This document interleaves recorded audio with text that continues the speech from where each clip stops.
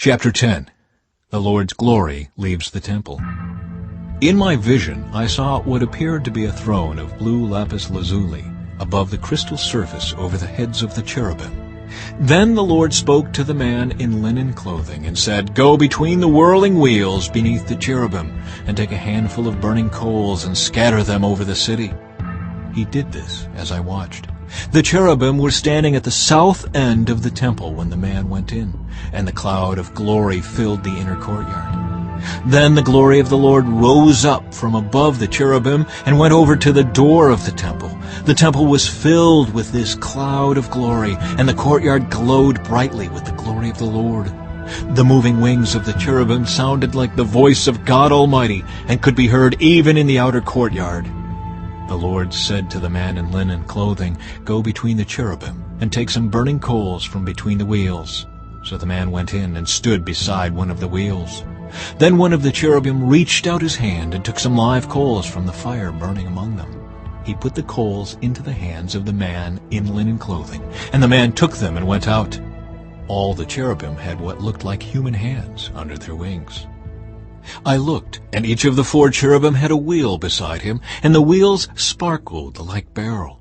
All 4 wheels looked alike and were made the same. Each wheel had a second wheel turning crosswise within it. The cherubim could move in any of the 4 directions they faced without turning as they moved. They went straight in the direction they faced, never turning aside. Both the cherubim and the wheels were covered with eyes. The cherubim had eyes all over their bodies, including their hands, their backs, and their wings. I heard someone refer to the wheels as the whirling wheels. Each of the 4 cherubim had 4 faces. The first was the face of an ox. The second was a human face. The third was the face of a lion, and the fourth was the face of an eagle. Then the cherubim rose upward. These were the same living beings I had seen beside the Kebar River.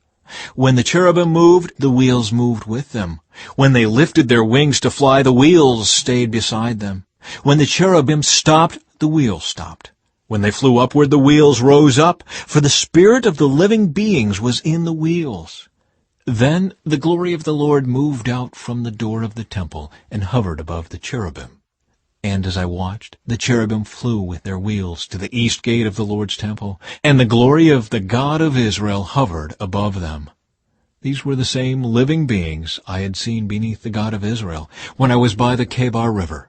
I knew they were cherubim, for each had 4 faces and 4 wings and what looked like human hands under their wings. And their faces were just like the faces of the beings I had seen at the Kebar, and they traveled straight ahead, just as the others had.